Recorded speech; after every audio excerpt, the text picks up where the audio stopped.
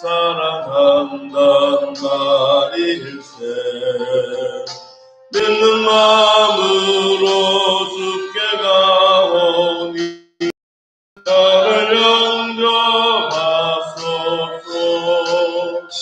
내가 매일 십자가 앞에 더 가까이 가오니 벌써 너의 흘린 복의 피로써 나를 정케 하소서. 주여 넓으신 은혜 베푸사 나를 받아주시고 나의 꿈은 뜻 주의 뜻같이 되게 하여 주소서. 내가 매일 십자가 앞에 더 가까이 가오니 구세주의 흘린 복의 피로써 나를 정케 하소서. 주의 보좌로 나아갈 때에 어찌하니 기쁠까. 주의 얼굴을 항상 배우니 더욱 친근합니다. 내가 매일 십자가 앞에 더 가까이 가오니 구세주의 흘린 복의 피로써 나를 정케 하소서.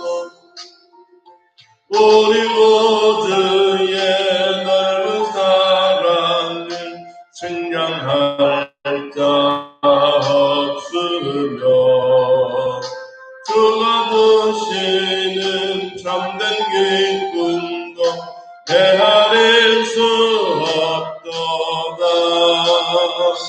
내가 매일 십자가 앞에 더 가까이 가오니 구세주의 흘린 복의 피로써 나를 정케 하소서. 아멘. 성경 말씀은 창세기 41장 창세기 1장 25절에서 36절까지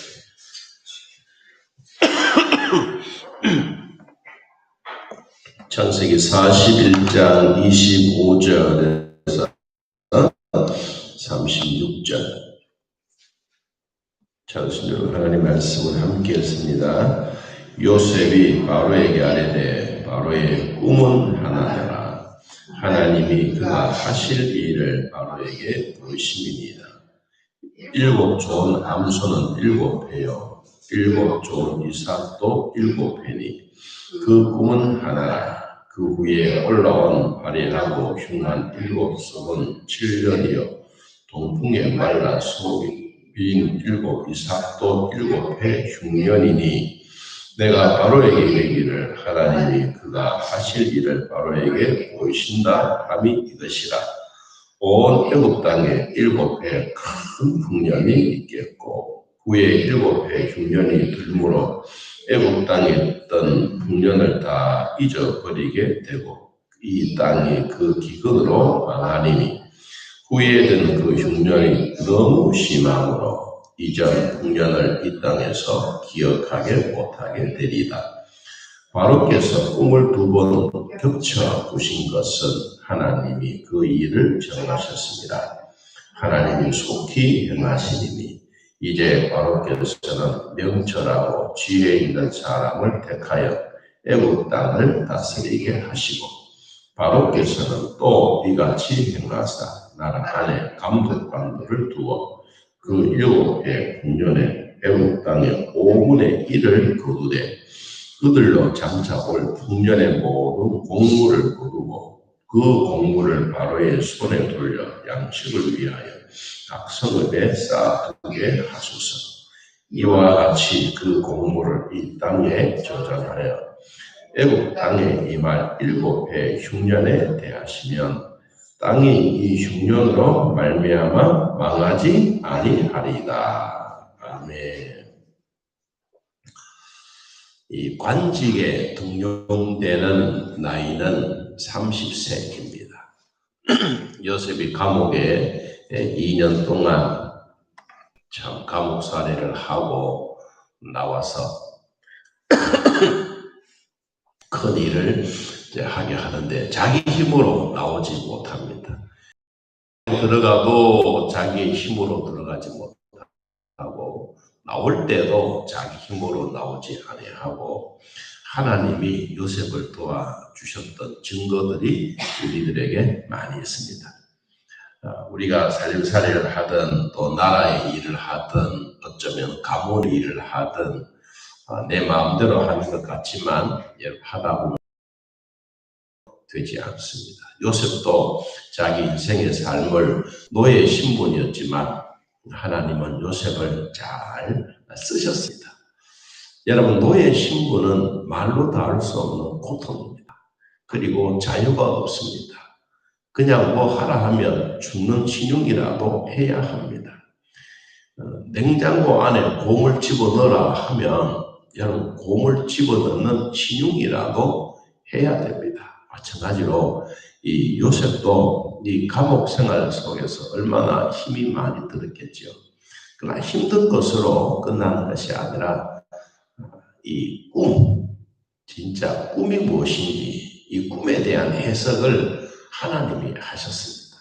어제도 잠깐 말씀드렸지만 이 꿈의 해석은 사람이 점술로 마술사가 현인들이 푸는 것이 아니라 이 꿈의 해석은 하나님의 손에 있습니다.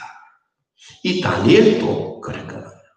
그래서 오늘 이제 요셉이 감옥에서 2년 동안 수감생활을 하다가 이제 이 술 맡은 관원장에 의해서 이제 바로왕 앞에 옵니다. 왜 왔습니까?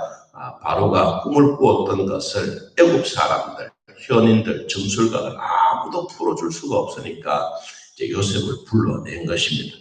어제 보니까 요셉이 턱 수염을 깎고 왕 앞에 나오는 단정함을 통해서 이제 왕 앞에 섰습니다. 이제 왕이 그 이야기를 쭉 했습니다. 이야기를 하니까 요셉이 다 듣고 있다가 이렇게 첫 마디를 내뱉습니다. 오늘 25절 봅니다. 25절에 요셉이 바로에게 아뢰되 바로의 꿈은 2개를 꿨지만 바로의 꿈은 하나입니다.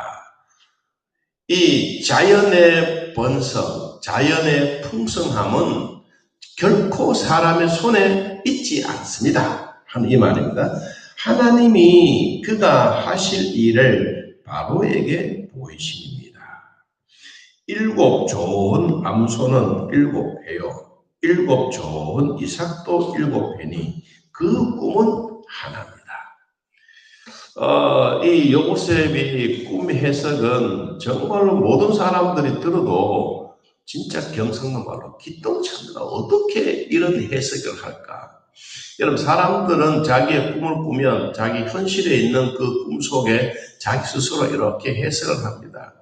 요사이 대부분 다 이제 임산부들이 태몽을 꾸면 이 스마트폰에 들어가서 태몽 꾼 이야기를 쭉 하면 꿈 해석해 놓은 것도 있어요. 그래서 사람들이 그 꿈 해석해 놓은 인터넷을 보고 보는 게 있더라고요. 그런데 요셉은 당장에 바로왕이 자기 바로 앞에 이야기했잖아요. 그런데 뭐 쳐다보고 찾아보고 인터넷 들어보고 이렇게 전혀 없이 그 자리에서 즉석으로 이야기해 준다. 이게 하나님이 주셨던 지혜가 아니면 할 수가 없는, 또 하나님이 함께 하시지 아니하면 할 수가 없는 이런 어마어마한 일. 앞에서도 이야기했습니다. 41장 8절 끝부분에 보니까 애굽의 점술가와 현인들을 모두 불러 그들에게 그의 꿈을 말하였으나 그것을 바로에게 해석하는 자가 없었더라. 아무도 바로의 꿈을 해석해 줄 사람이 없는데 시부리 청년, 이 사람이 감옥에 있을 때 이 술 맡은 관원장이 꿈꿨던 그 해석, 그의 번뜩 생각이 나서 왕이여, 내가 감옥에 있을 때 이러이러한 일이 있어서 히브리 청년이 있었는데 이 히브리 청년의 꿈 해석하는 대로 나는 살았고 떡 만든 관장은 죽었습니다. 그러면 당장 불러오너라. 여러분, 그래서 불러오는 그 즉시에서 바로가 이야기한 것을 해석해 주는 거예요. 여러분, 해석이 그냥 해석이 아니라 첫째, 자연의 모든 만물은 인간이 농사짓고 인간이 무엇을 하고 저수지를 만들고 물을 가둬놓고 풍년이라 하더라도 거기에 누가 없으면 안 되느냐? 거기에 반드시 하나님이 계셔야 됩니다. 이 말입니다. 자연의 만물들, 여러분, 우리가 이제 태풍도 한번 지나가고 코로나도 우리가 막 지나가고 있는 이런 중에 있는데 자연이 가지고 있는 이 어마어마한 엄청난 힘이랄지라도 곡식들을 해놓고 나무에 과실들이 있는데 사람들이 오지 말라고 해서만 안 옵니까? 자연의 힘은 아니에요. 그런데 하나님은 이 요셉을 통해서 무엇을 보여주느냐? 바로 왕에게 점술가와 현인들과 우상 숭배자들이 옳은 것이 아니다. 진짜 필요한 것은 이 애굽 나라에도 하나님이 통치하고 있음을 보여줍니다. 누가 믿는 하나님?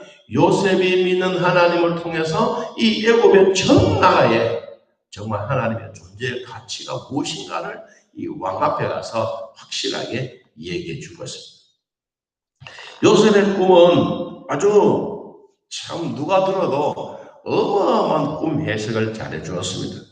그래서 30절에 보니까 이렇게 말하죠.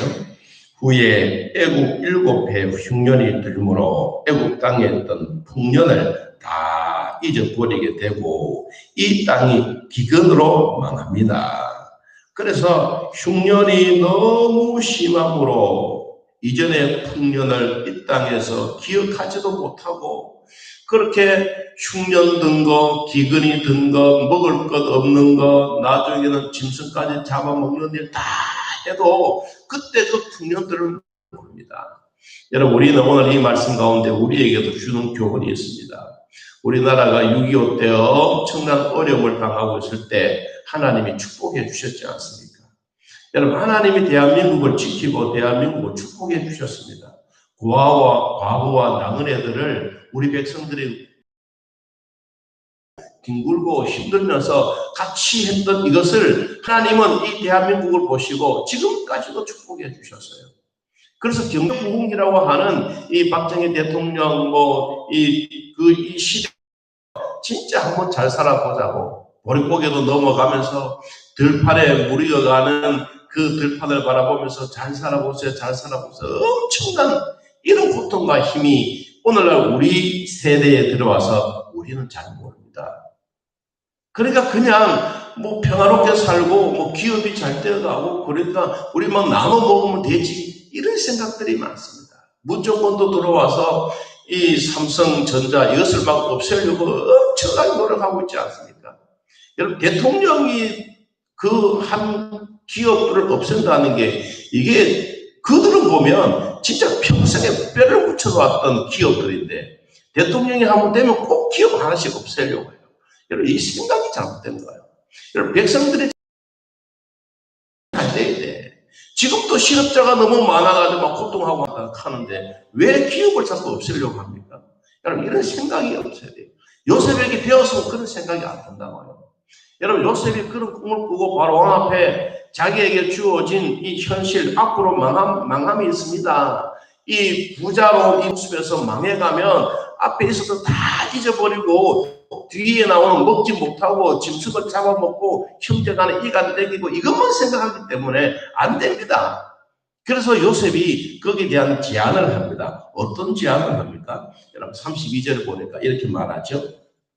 바로에게 꿈을 2번 겹쳐 주신 것은 누가? 하나님이 이 일을 정해 놓으신 것입니다. 하나님이 속히 이 일을 행하는데 바로께서 지금부터 이 일을 하십시오. 첫째, 명철하고 지혜 있는 사람을 택하십시오.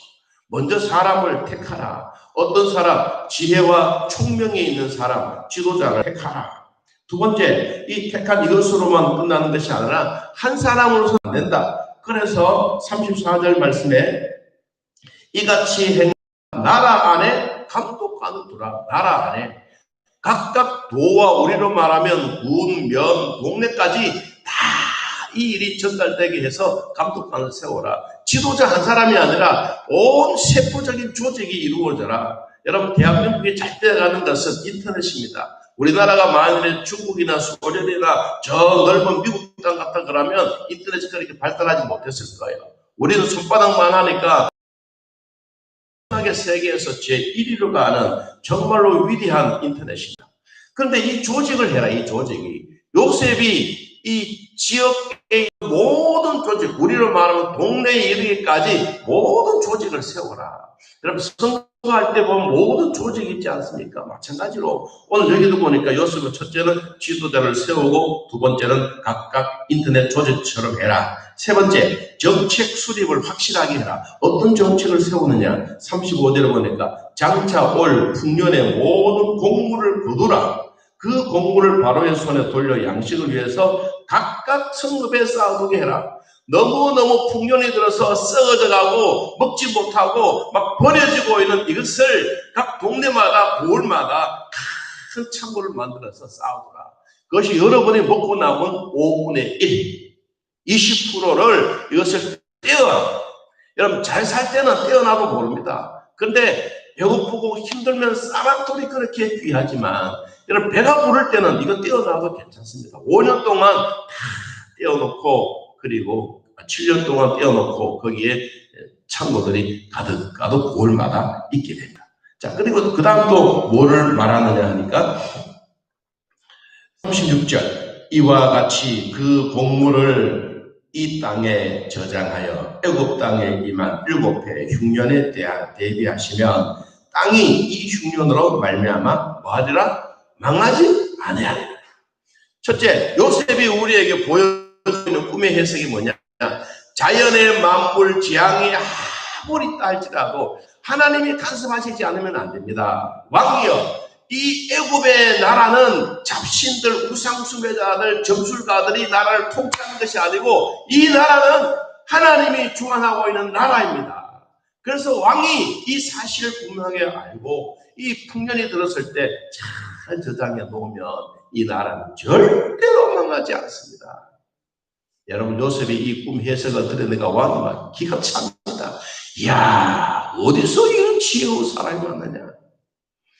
여러분, 성경에 보니까 잠언 14장 11절 말씀 보니까 무릇 지혜로운 여인은 그 집을 세우되 미련한 여인은 자기 손으로 그것을 허느니라.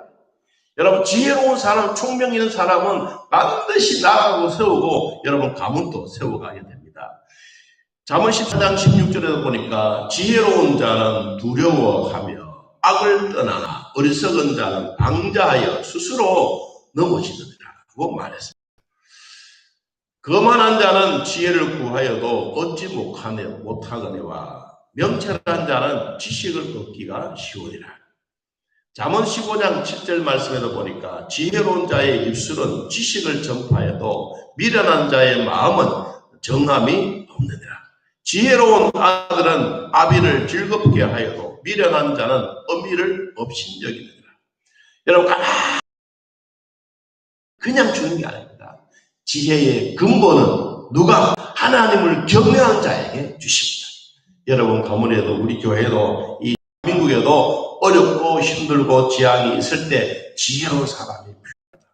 지혜로운 사람이 어떤 사람입니까? 하나님을 경외하는 사람입니다. 성경 한마디 더 말씀을 드리고 마치겠습니다. 잠언 15장 24절에 지혜로운 자는 위로 향한 생명길을 말미암으로 그 아래에 있는 똥굴을 떠나게 되느니라. 여러분, 지혜로운 자, 지혜로운 자는 생명의 길로 간다. 여러분, 우리 모두가 하나님이 주셨던 지혜로 살아가면서 이 코로나19 극복해가고 재앙도 지나가고 태풍도 지나가고 또 대한민국의 풍년 계절이 와서 이때도 하나님이 도와주셨습니다. 여러분, 대한민국에 이번 이 태풍을 가만히 여러분도 보고 계시겠지만 저도 가만히 기도하면서 참 보았어요.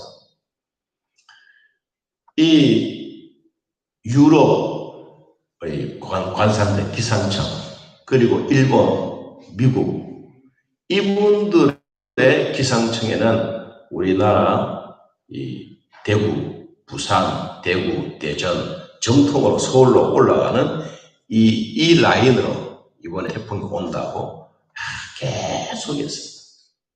근데 갑자기 저 러시아에서 내려오는 차가운 공기가 중국 앞에 딱 버티고 서 있는 거예요. 그러니까 이 뜨거운 공기가 막 올라가다가 차가운 공기가 있으니까 빗겨가는 거예요. 그러니까 빗겨서 어디로 갔습니까? 우리나라 동해로 빠져나간 거예요. 누가 이 일을 하겠습니까? 하나님은 지금도 대한민국을 사랑하고 계십니다. 이 사실을 우리 마음에 기억하면서 오늘 하나님이 우리에게 주시는 축복을 누리고 정말 고아와 과부와 나그네들을 잘 돌아보면 하나님은 대한민국에 다시 잘 살아보자 이 정신을 가지고 하나님이 지혜를 주시면 나라도 부강하고 떵떵하게 우리 국방은 우리를 지켜가면서 하나님의 백성으로 많아질 날이 다가올 줄로 믿습니다. 흉년으로 말미암아 망하지 아니하리라 이 말씀 내 마음에 되새기면서 여러분 가문에도 주사랑 교회 위에도 하나님의 풍성한 은혜가 깃들기를 예수님의 이름으로 축복합니다. 하나님 아버지 주님 구원해 주셔서 감사합니다. 하나님의 자녀로 삼고 믿음의 사람으로 세우게 하시고 이 나라의 지도자들 마음속에 사상 속에 하나님 좌파의 마음 주사파들의 사상을 다 쏙 뽑아내 버리시고 하나님이 그 속에 들어가셔서 이 나라를 지도하여 주시고 이 나라를 통치하여 주옵소서. 믿음으로 살아가는 대한민국 자유민주주의가 얼마나 소중하고 종교의 자유가 얼마나 귀하고 예배드리는 것이 얼마나 생명 바쳐 하나님 앞에 드리는 것인지 우리 모두가 한 번 더 생각하고 하나님의 은혜로 살아가는 것을 또 감사하는 믿음의 복이 있게 하여 주옵소서. 태풍도 지나가게 하셨던 하나님, 코로나19도 하루속히 거두어 가 버리시고 점점 잠잠해지면 하나님의 나라가 함께 이루어져가는 은혜가 있게 하여 주옵소서. 아버지, 대한민국은 결코 망하지 않습니다. 하나님이 돌봐주시고 하나님이 지켜주시기 때문입니다. 오늘도 주님 앞에 나와서 예배